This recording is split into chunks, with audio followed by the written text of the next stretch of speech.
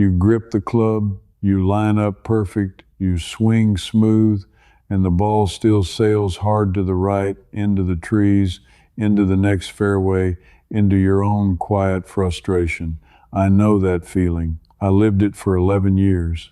And I am telling you right now that the slice ruining your game is not a swing problem, it is a shoulder problem. And a group of Japanese golfers solved it decades ago with 5 drills you can do without a club, without a coach, without spending a single dollar. These drills did not come from a modern academy. They came from range instructors outside Tokyo who trained factory workers with only 30 minutes a day. I found them buried in a coaching pamphlet from the 1960s. And the moment I tried the third one, my slice started dying in a single afternoon. I remember standing on a driving range in Chiba, watching a man in his 70s hit ball after ball dead straight, and he told me he had not touched a club in a week. He fixed his shoulders, not his hands.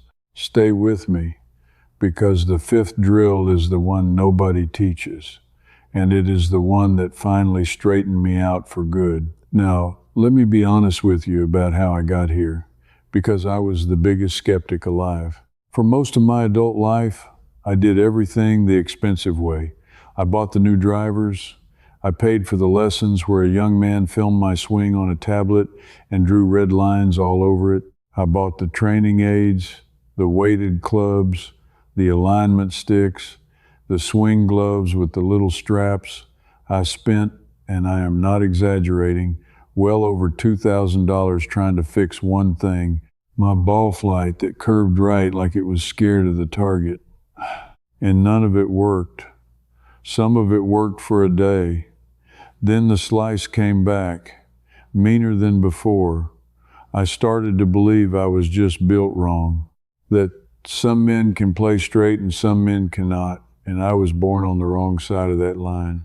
Then I spent time around Japanese golfers, and everything I thought I knew got turned upside down. Here is the first thing that shook me. In most of the Western instruction I paid for, everyone obsessed over my hands and my wrists. Roll the wrists, close the face, strengthen the grip. It was all about the last few inches before the ball. But the men I watched in Japan almost never talked about the hands. They talked about the shoulders. They talked about the turn. They kept using a word that roughly means the body leading and the arms following. And when I finally understood why, I felt cheated out of years. Think about what a slice actually is. The ball spins left to right because the club face is open relative to the path of the swing at impact. Everybody knows that part. But why is the face open? For most amateur golfers, it is because the arms and hands race ahead of the body. The shoulders stall. They stop turning. And when the big muscles stop turning, the small muscles in the arms take over and throw the club outward across the ball, cutting it and sending that weak spinning slice into the neighbor's yard.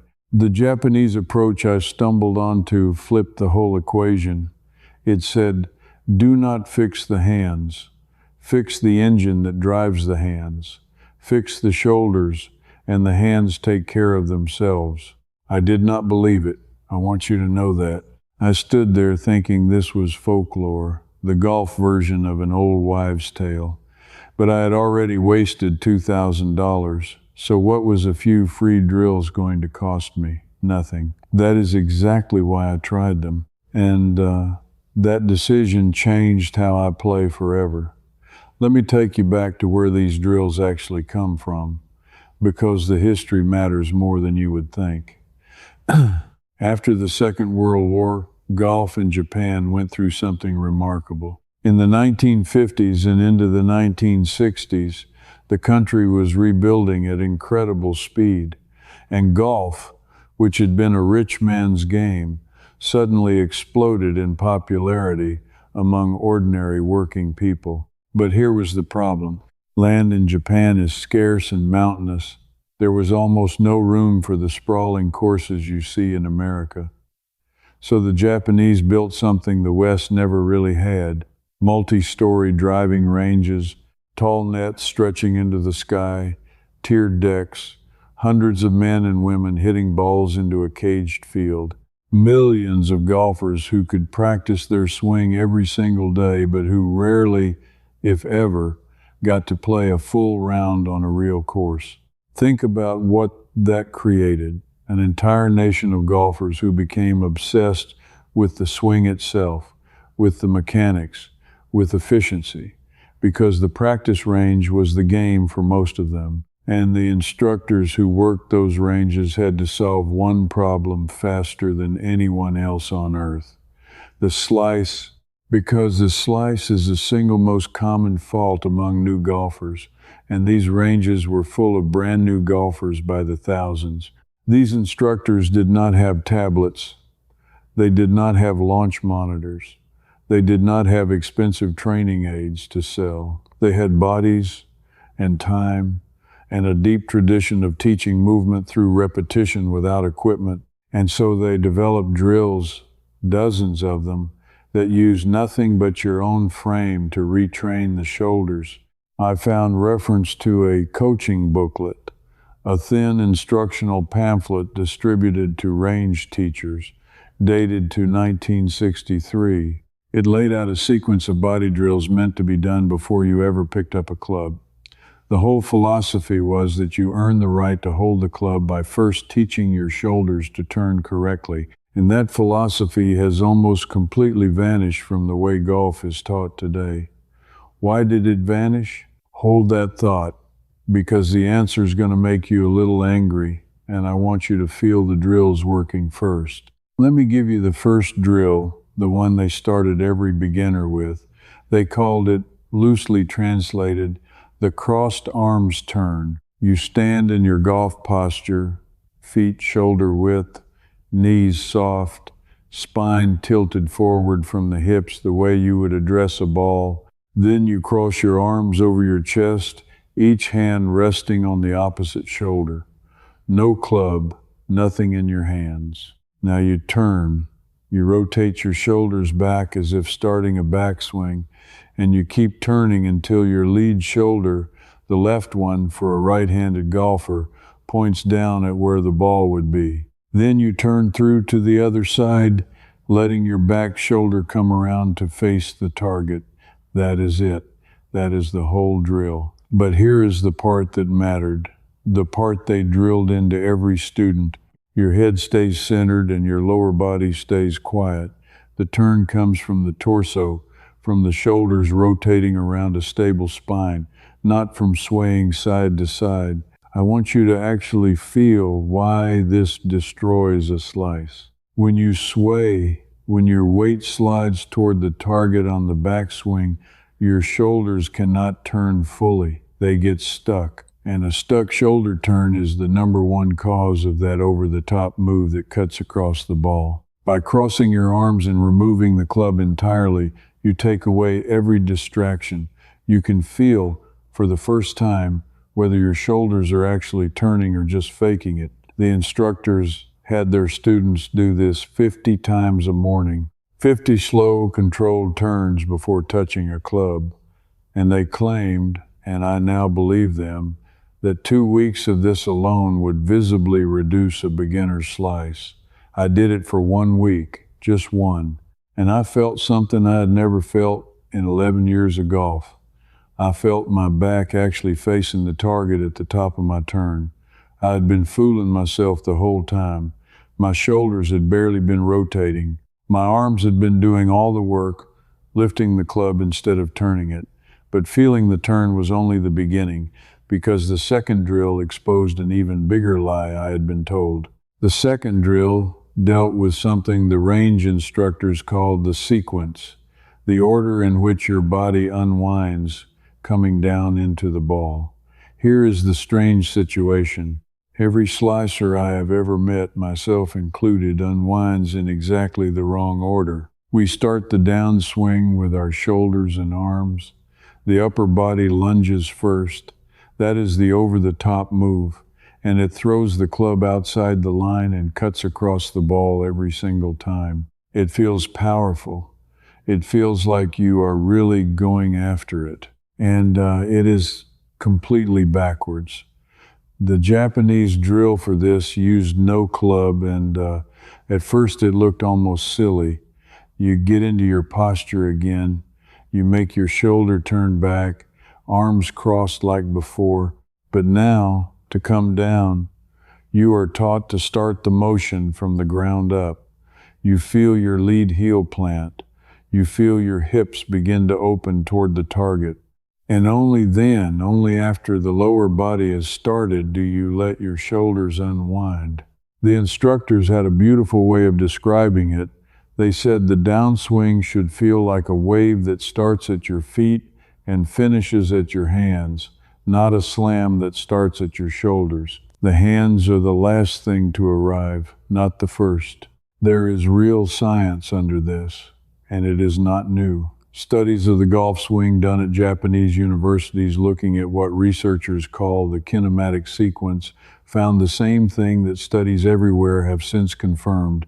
In an efficient swing, the hips reach peak speed first, then the torso, then the arms, then the club.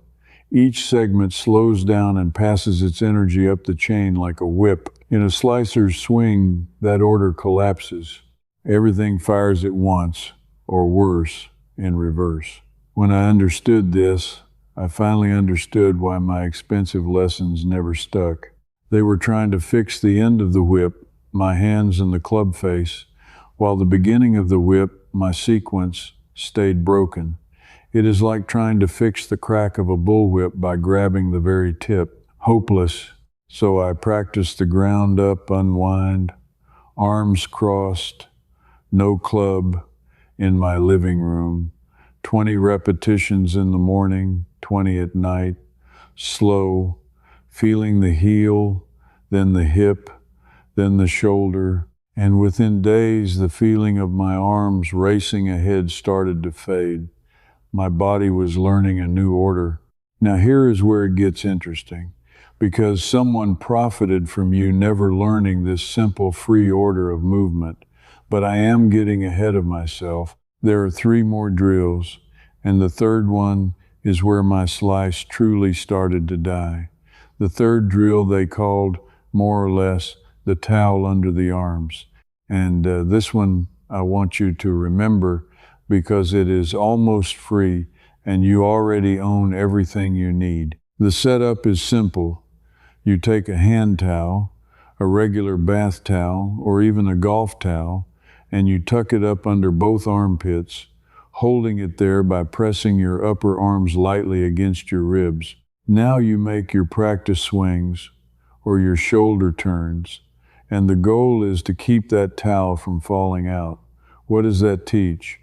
Connection. This is the word the range instructors use constantly. Connection between the arms and the body. When your arms stay connected to your torso through the swing, they cannot fly out and away from you. And an arm that flies away from the body is the exact thing that swings the club over the top and across the ball. The dreaded chicken wing, the flying elbow, all of it comes from disconnection. By keeping the towel pinned, you force your arms to stay with your chest, which means when your chest turns, your arms turn with it. The club stays on the inside path, and a club on the inside path approaches the ball from the correct angle, which is the single biggest cure for a slice there is. I remember the first time I did this drill and then hit real balls right after. I tucked a towel, made 20 connected swings, dropped the towel, and hit a 7-iron. The ball started slightly right of my target and drew gently back to the left. A draw, me. The man who had not hit a draw on purpose in over a decade. I actually laughed out loud on the range. The fellow next to me thought something was wrong with me, but something was finally right. For the first time, I felt the club coming from the inside instead of chopping across the outside. And it cost me a towel I already had in my bathroom. And that towel taught me something bigger than one drill. Once you feel connection, you start asking the next question, What exactly is my trail elbow doing? How do I keep my back and hips out of pain while I rebuild this motion? And how many days of practice does the body actually need before the new sequence sticks? That is the work I could not fit into a video, so I wrote it down instead. Across 3 books, more than 410 pages, I mapped the whole Japanese framework in order. The elbow mechanics that end the over-the-top move for good, the pause and transition work taken from Japan's finest ball striker, the strength and recovery protocols written for men over 40 who still want a full round, and a day-by-day practice plan that eliminates the slice in 8 weeks of deliberate work. Not theory, a blueprint you follow, morning by morning, in your living room, the same way those factory workers did. If you want it, scan the QR code right there on your screen, link in the description, pinned comment, the collection is waiting. Then come back here, because your turn is only 3 drills deep. Now, I promised you this history would eventually make you angry, and the money side of it is the part I still cannot let go of. Now, I promised you this history would eventually make you angry, and here is where it starts. Because you have to ask yourself, if a bath towel and a crossed pair of arms can begin to fix the most common problem in golf, why has almost every lesson you have ever paid for pointed you towards something you had to buy? Think about the money in this game. The training aids that promise to fix your slice run anywhere from $30 to over $200. The lesson packages run hundreds. The new drivers marketed as anti-slice, forbidding, adjustable, forgiving, run $400, $500 and up. There is an entire industry built on the idea that your slice is a gear problem or a gadget problem, something you can only fix by opening your wallet. But the range instructors of 1960s Japan had no gear to sell. They had thousands of working people who could not afford new equipment and who wanted to hit the ball straight before their next precious day off. So they taught the body. They taught what was free, and because there was no money in it, the knowledge never got packaged, never got marketed, never crossed the ocean the way a shiny new driver does. It simply stayed on those tiered driving ranges, passed from old instructor to young student, quietly working, while the rest of the world got sold hardware. That is not a conspiracy with a single villain in a dark room. It is something quieter and, honestly, more frustrating. The free solution simply had nobody to advertise it, and what has no sponsor gets forgotten. Now, let me speak directly to you if you are sitting there thinking this all sounds fine for younger men, or for people who can fly to Japan, or for golfers with flexible bodies and plenty of time. I built this next part just for you. Because here is the truth. These drills were designed for ordinary people with stiff bodies and busy lives. The range instructors were not training young athletes.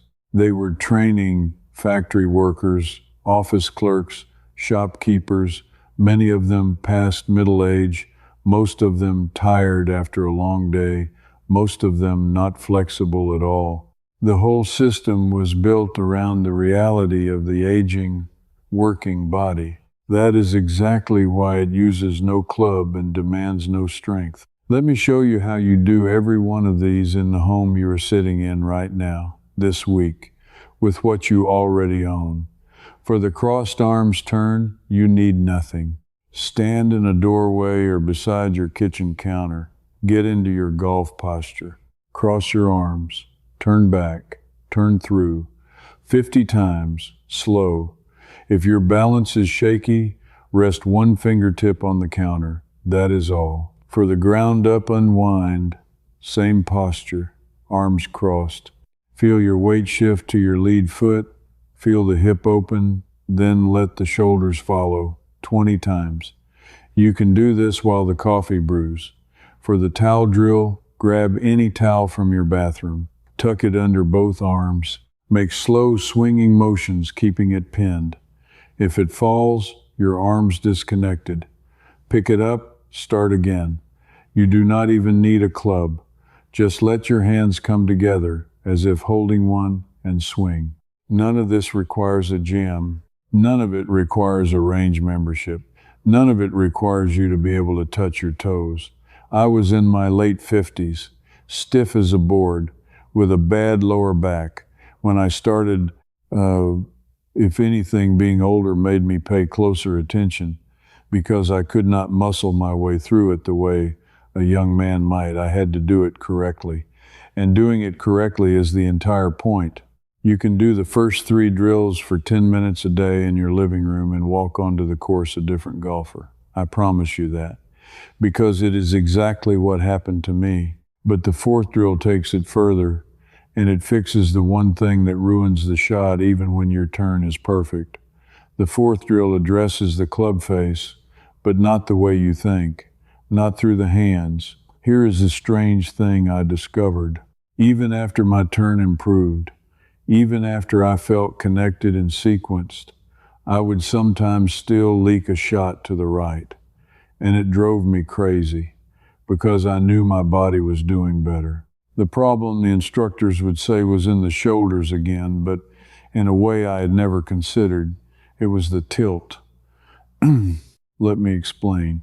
A right-handed golfer, at the moment of impact, should have his trail shoulder, the right one, lower than his lead shoulder. There should be a tilt, the spine leaning slightly away from the target, the right shoulder dropping down and under. When that tilt is there, the club swings up and out toward the target from the inside, and the face has time to square up. When that tilt is missing, when the shoulders stay level or the right shoulder rides high, the club comes down steep and across, and the face stays open. Slice.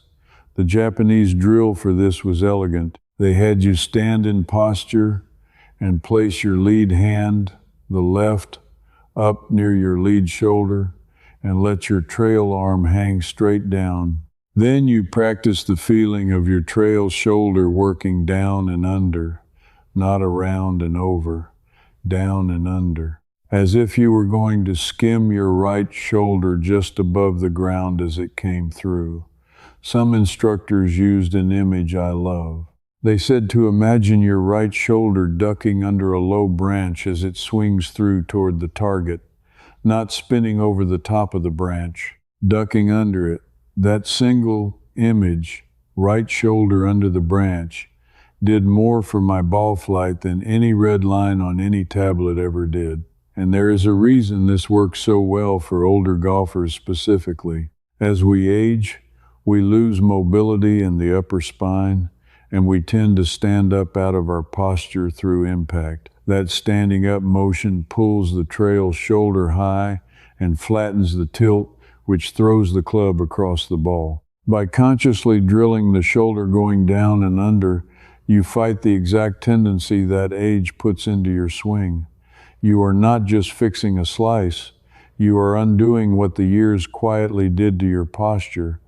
I drilled the down and under feeling with the same towel, with crossed arms, with a club, every way I could. And that stubborn leak to the right, the one that survived everything else, finally closed up. My misses became straight, and my good shots became a gentle draw. But I told you at the very beginning that the 5th drill is the one nobody teaches, the one that finally straightened me out for good. And now I am going to give it to you exactly as I found it, because this is the piece that ties everything together. I found the 5th drill described in that same coaching material from the 1960s, and it was set apart from the others. The instructors treated it almost like a graduation. You were not supposed to attempt it until the first 4 felt natural, because on its own it means nothing, but combined with the others it locks the entire correct motion into your body. They called it, as near as I can translate it, the pause at the top. Here is what you do, and I want you to read this slowly. You make your full shoulder turn back, connected, arms and chest together, And when you reach the top of your backswing, you stop, you freeze. You hold that position for a full 3 count. 1, 2, 3. And in that frozen moment, you check 3 things. Is your back facing the target? Are your arms still connected to your chest? Is your weight loaded into your trail leg without swaying past it? Then, from that dead stop with no momentum to bail you out, you start the downswing from the ground up. Heel, hip, torso, arms, club, slow. Do you understand why this is so powerful? Every bad habit in a slicer's swing hides inside speed. When you swing fast, your body reverts to what it knows, and it throws the club over the top before you can even think. The pause removes the speed. It removes the momentum you have been using to disguise your flaws. From a full stop, you cannot fling the club with your shoulders. You have no choice but to sequence it correctly, because there is no momentum left to cheat with. The old instructors understood something that modern coaching, with all its high-speed cameras, often misses. You cannot fix a fast motion at full speed. You have to break it apart, freeze it, and rebuild it piece by piece from stillness. The pause at the top is how they rebuilt thousands of broken swings on those crowded Tokyo ranges, one frozen 3 count at a time. I did this drill for 2 weeks straight, every practice swing a full pause. And I will tell you what happened, because it still amazes me. My body stopped panicking at the top of the swing. That frantic rush, that lunge that I never even knew I was doing until I removed it, disappeared. My transition got smooth. And a smooth transition from the ground up, with connected arms and a trail shoulder that ducks under, is a swing that physically cannot produce a bad slice. It is not possible. The geometry simply does not allow it. That is the secret. Not one drill, the 5 together, built in order, each one fixing a different piece of the same broken motion. The turn, the sequence, the connection, the tilt, and the pause that welds them all into one. This knowledge existed. It worked for millions of ordinary Japanese golfers who never had money for gadgets. It was written down in coaching material more than 60 years ago. Then it got pushed aside by an industry that would rather sell you a $400 driver than teach you a free 3 count pause. It survived only because old instructors kept passing it to their students on those tiered ranges, quietly, without fanfare. And now you have it, all 5 pieces, in your hands in your living room for free.